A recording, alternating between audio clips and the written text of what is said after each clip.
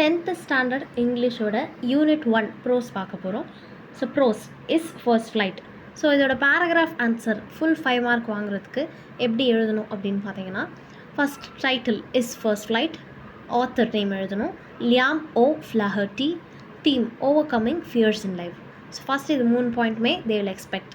Title, author, theme. Then synopsis. Introduction, about the author, summary, conclusion, moral. Introduction.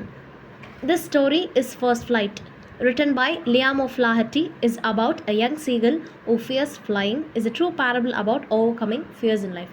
So, introduction la story name யாரால எழுதப்பட்டது அப்படின்னு எழுதிட்டு, so இந்த story யாரை பற்றி எதை பற்றி அப்படின்னு சொல்லி ஒரு ஷார்ட்டாக எவ்வளோ ஷார்ட்டாக ஸ்வீட்டாக கொடுக்க முடியும் அதை கொடுக்கணும். So this story is first flight written by Liam Flaherty is about a young seagull. இந்த கதை ஃபுல்லாகவே is about a young seagull, ஒரு யங் பேர்ட், சீகல் அப்படின்ற பேர்டை பற்றினது. ஸோ அந்த பேர்டு வந்து பறக்கிறதுக்கே பயந்துச்சு and finally it will fly. So அது எப்படி பறக்குது அப்படின்றது தான் இந்த கதையே. Is about a young seagull who fears flying. It is a true parable about overcoming fears in his life.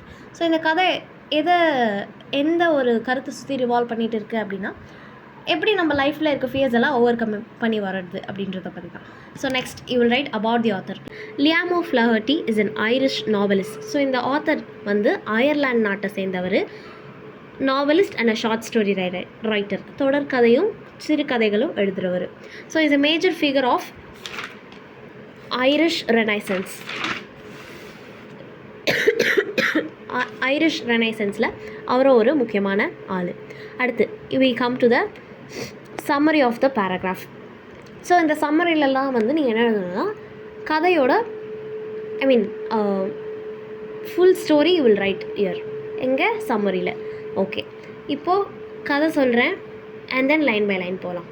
ஒரு யங் சீகல் இருக்குது. அந்த யங் சீகலுக்கு வந்து ரொம்ப பயம் பறக்கணுன்னாலே. ஸோ இந்த யங் சீகலோட பேரண்ட் சிப்ளிங்ஸ்லாம் இருப்பாங்க. இவங்கெல்லாம் ஒரு பிளான் பண்ணுறாங்க, எப்படியாச்சும் இந்த யங் சீகலை பறக்க வச்சிடணும் அப்படின்னு சொல்லிட்டு. ஸோ இவங்க பிளான் பண்ணி இதை தனியாக விட்டுட்டு அவங்க வேறு ஒரு ராக்கு போய் செட்டில் ஆகிடுறாங்க. இதை தனியாக இந்த ராக்லேயே ஸ்டார்ட் பண்ண விட்டுடுறாங்க. இதுக்கு எந்த ஃபுட்டுமே கொடுக்கல. அது கொஞ்ச நேரம் வந்து நான் ஒன்றும் ஐ டோன்ட் கேர் அப்படின்ற மாதிரி ப்ரிட்டன் பண்ணிச்சு கொஞ்ச நேரம். அதுக்கப்புறம் அதால் பசி தாங்க முடியல.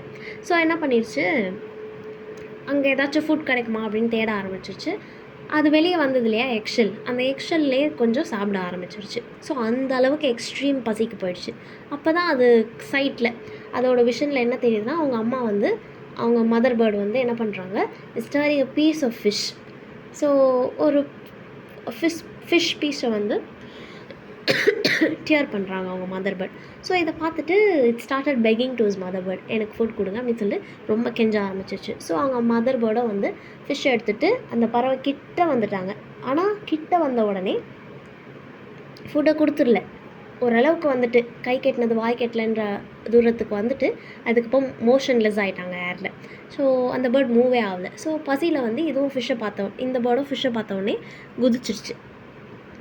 குதிச்சு தன்னை காப்பாற்றிக்கிறதுக்காக அதோட சிறுகை வந்து ஃப்ளாப் பண்ண ஆரம்பிச்சிச்சு. ஃப்ளாப்னா அப் அண்ட் டவுன் அந்த மாதிரி அந்த மோஷன் பண்ண ஆரம்பித்ததும் it started to fly. So this is how the bird learn to fly. So அவங்க பேரண்ட்ஸ், சிப்ளிங்ஸ் இவங்க எஃபர்ட்ஸ் இல்லாமல் அது கண்டிப்பாக பறந்துருக்காது.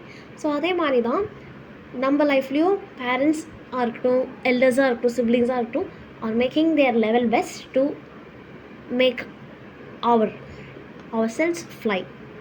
ஸோ நல்ல பொசிஷன் போகணும் அப்படின்றதுக்காக நம்ம கூட சேர்ந்து அவங்களும் நமக்காக வந்து எஃபர்ட்ஸ் போட்டுட்டு இருக்காங்க அப்படின்றது தான் இந்த ஸ்டோரி. ஸோ லைஃப்பில் எப்படி ஃபியர்ஸ் ஓவர் கம் பண்ணி வரணும் அப்படின்றதும் இந்த story. Summary. I'll read it once. The young seagull was afraid of flying. His parents tried their level best to make the young seagull fly, but in vain. என்னென்னமோ பண்ணி பார்த்தாங்க, ஆனால் அதை அவங்களால முடியல, but in vain. So the parents, brothers, sister thought of a plan to make him fly. They all flew away to another rock and left him alone. They did not give him anything to eat. He stood there on one leg and closed his eye, pretending to fall asleep. தூங்குற மாதிரி நடிச்சது கொஞ்ச நேரம். He was very hungry. He searched for food everywhere and even chewed the dried piece of eggshells. He saw his mother tearing a piece of fish. He begged his mother to provide him with food. So his mother came closer and became motionless in air. அவங்க அம்மா கிட்ட வந்து நவுகிறவே இல்லை, motionless in air. as she wanted to give him an incentive to fly. அந்த பறவை வந்து பறக்கிறதுக்காக தூண்டணும் அப்படின்னு சொல்லிட்டு அவங்க அம்மா வந்து மூவே ஆகலை. The seagull bent forward and jumped at the fish. He was much frightened but began to flap his wing to save himself. அதை காப்பாற்றிக்கிறதுக்காக அது சிறகுகளை அடிக்க ஆரம்பிச்சிருச்சு. கன்க்ளூஷன், ஃபைனலி வந்து அந்த பறவை வந்து பறக்க கற்றுக்குச்சு பேரண்டோட சப்போர்ட்டால். The act of the mother seagull may be cruel.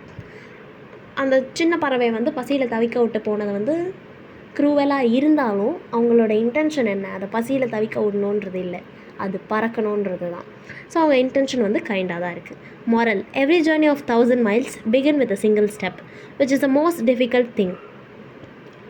1000 mile இருக்க ஒரு ஜேர்னி கூட அதோட ஃபஸ்ட்டு ஸ்டெப் எப்படி, ஒரே ஒரு ஸ்டெப் தான்.